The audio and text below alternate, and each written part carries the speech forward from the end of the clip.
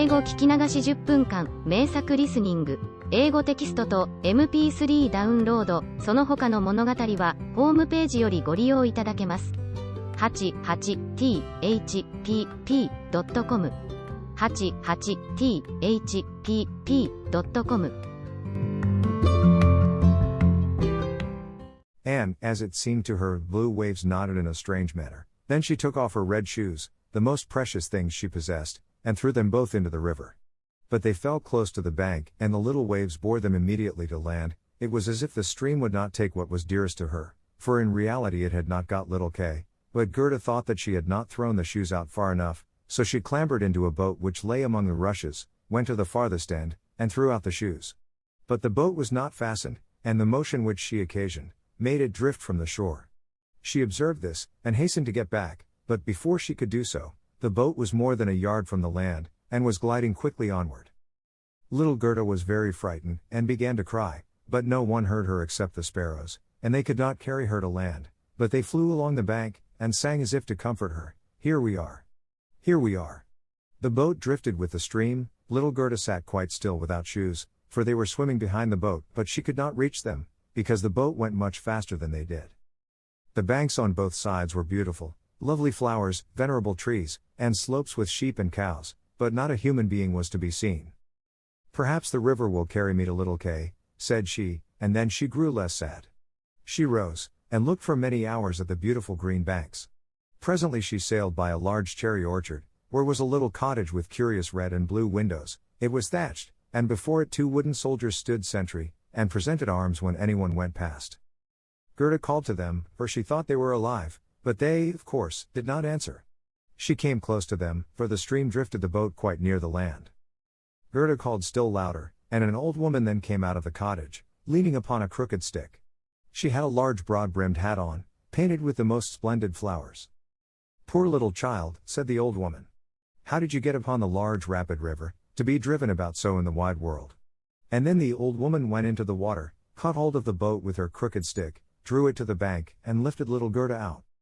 And Gerda was so glad to be on dry land again, but she was rather afraid of the strange old woman. "But come and tell me who you are, and how you came here," said she. And Gerda told her all, and the old woman shook her head and said, "Ahem. Ahem." And when Gerda had told her everything, and asked her if she had not seen little Kay, the woman answered that he had not passed there, but he no doubt would come, and she told her not to be cast down, but taste her cherries, and look at her flowers, which were finer than any in a picture book, each of which could tell a whole story. She then took Gerda by the hand, led her into the little cottage, and locked the door. The windows were very high up, the glass was red, blue, and green, and the sunlight shone through quite wondrously in all sorts of colors. On the table stood the most exquisite cherries, and Gerda ate as many as she chose, for she had permission to do so. While she was eating, the old woman combed her hair with a golden comb, and her hair curled and shone with a lovely golden color around that sweet little face, which was so round and so like a rose. "I have often longed for such a dear little girl," said the old woman. "Now you shall see how well we agree together." And while she combed little Gerda's hair, the child forgot her foster brother Kay more and more, for the old woman understood magic, but she was no evil being, she only practiced witchcraft a little for her own private amusement, and now she wanted very much to keep little Gerda. She therefore went out in the garden, stretched out her crooked stick towards the rose bushes, which, beautifully as they were blowing, all sank into the earth and no one could tell where they had stood. The old woman feared that if Gerda should see the roses, she would then think of her own, would remember little Kay and run away from her. She now led Gerda into the flower garden. Oh, what odor and what loveliness was there! Every flower that one could think of, and of every season, stood there in fullest bloom. No picture book could be gayer or more beautiful. Gerda jumped for joy, and played till the sun set behind the tall cherry tree. She then had a pretty bed, with a red silken coverlet filled with blue violets. She fell asleep, and had as pleasant dreams as ever a queen on her wedding day. The next morning she went to play with the flowers in the warm sunshine, and thus passed away a day. Gerda knew every flower, and, numerous as they were, it still seemed to Gerda that one was wanting, though she did not know which. One day while she was looking at the hat of the old woman painted with flowers, the most beautiful of them all seemed to her to be a rose. The old woman had forgotten to take it from her hat when she made the others vanish in the earth. But so it is when one's thoughts are not collected. "What," said Gerda. "Are there no roses here?" And she ran about amongst the flower beds, and looked, but there was not one to be found. She then sat down and wept, but her hot tears fell just where a rosebush had sunk, and when her warm tears watered the ground, the tree shot up suddenly as fresh and blooming as when it had been swallowed up. Gerda kissed the roses, thought of her own dear roses at home, and with them of little Kay. "Oh, how long I have stayed," said the little girl. "I intended to look for Kay. Don't you know where he is?" she asked of the roses. "Do you think he is dead and gone?" "Dead he certainly is not," said the roses. "We have been in the earth where all the dead are, but Kay was not there." "Many thanks," said little Gerda, and she went to the other flowers, looked into their cups, and asked, "Don't you know where little Kay is?" But every flower stood in the sunshine, and dreamed its own fairy tale or its own story, and they all told her very many things, but not one knew anything of Kay. Well, what did the tiger lily say? "Hearest thou not the drum? Bum. Bum.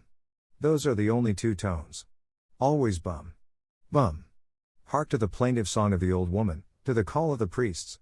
The Hindu woman in her long robe stands upon the funeral pile, the flames rise around her and her dead husband, but the Hindu woman thinks on the living one in the surrounding circle, on him whose eyes burn hotter than the flames, on him, the fire of whose eyes pierces her heart more than the flames which soon will burn her body to ashes. Can the heart's flame die in the flame of the funeral pile?" "I don't understand that at all," said little Gerda. "That is my story," said the lily. "What did the convolvulus say?" "Projecting over a narrow mountain path there hangs an old feudal castle. Thick evergreens grow on the dilapidated walls, and around the altar, where a lovely maiden is standing, she bends over the railing and looks out upon the rose. No fresher rose hangs on the branches than she, no apple blossom carried away by the wind is more buoyant. How her silken robe is rustling. Is he not yet come?" "Is it Kay that you mean?" asked little Gerda. "I am speaking about my story, about my dream," answered the convolvulus. "What did the snowdrops say?" "Between the trees a long board is hanging, it is a swing. Two little girls are sitting in it, and swing themselves backwards and forwards. Their frocks are as white as snow, and long green silk ribbons flutter from their bonnets. Their brother, who is older than they are, stands up in the swing. He twines his arms round the cords to hold himself fast, for in one hand he has a little cup, and in the other a clay pipe. He is blowing soap bubbles. The swing moves, and the bubbles float in charming changing colors. The last is still hanging to the end of the pipe, and rocks in the breeze. The swing moves. The little black dog, as light as a soap bubble, jumps up on his hind legs to try to get into the swing. It moves, the dog falls down, barks, and is angry. They tease him, the bubble bursts. A swing, a bursting bubble, such is my song. What you relate may be very pretty, but you tell it in so melancholy a manner, and do not mention Kay. What do the hyacinths say? There were once upon a time 3 sisters, quite transparent, and very beautiful. The robe of the one was red, that of the second blue, and that of the third white. They danced hand in hand beside the calm lake in the clear moonshine. They were not elfin maidens, but mortal children.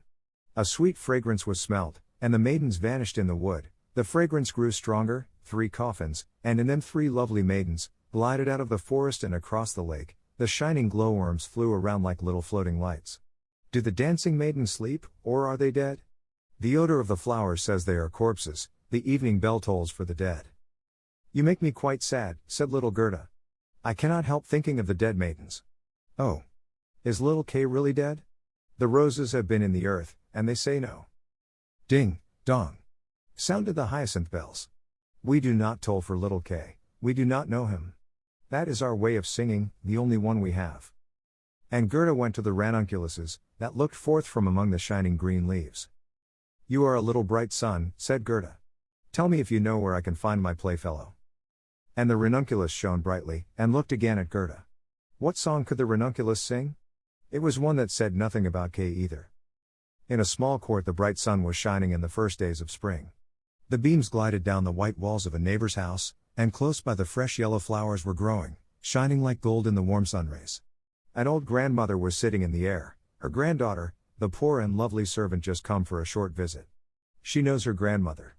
There was gold, pure virgin gold in that blessed kiss.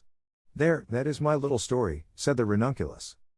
My poor old grandmother, sighed Gerda. Yes, she is longing for me, no doubt, she is sorrowing for me, as she did for little Kay. But I will soon come home, and then I will bring Kay with me. It is of no use asking the flowers, they only know their own old rhymes, and can tell me nothing. And she tucked up her frock, to enable her to run quicker, but the narcissus gave her a knock on the leg, just as she was going to jump over it. So she stood still, looked at the long yellow flower, and asked, "You perhaps know something?" And she bent down to the narcissus. And what did it say? "I can see myself, I can see myself. Oh, how odorous I am. Up in the little garret there stands, half-dressed, a little dancer. She stands now on one leg, now on both. She despises the whole world, yet she lives only in imagination. She pours water out of the teapot over a piece of stuff which she holds in her hand. It is the bodice. Cleanliness is a fine thing. The white dress is hanging on the hook, it was washed in the teapot, and dried on the roof. She puts it on, ties a saffron-colored kerchief round her neck, and then the gown looks whiter. I can see myself, I can see myself." "That's nothing to me," said little Gerda. "That does not concern me." And then off she ran to the further end of the garden. The gate was locked, but she shook the rusted bolt till it was loosened, and the gate opened, and little Gerda ran off barefooted into the wide world. She looked round her thrice, but no one followed her. At last she could run no longer, she sat down on a large stone, and when she looked about her, she saw that the summer had passed. It was late in the autumn, but that one could not remark in the beautiful garden, where there was always sunshine, and where there were flowers the whole year round. "Dear me, how long I have stayed," said Gerda. "Autumn is come. I must not rest any longer."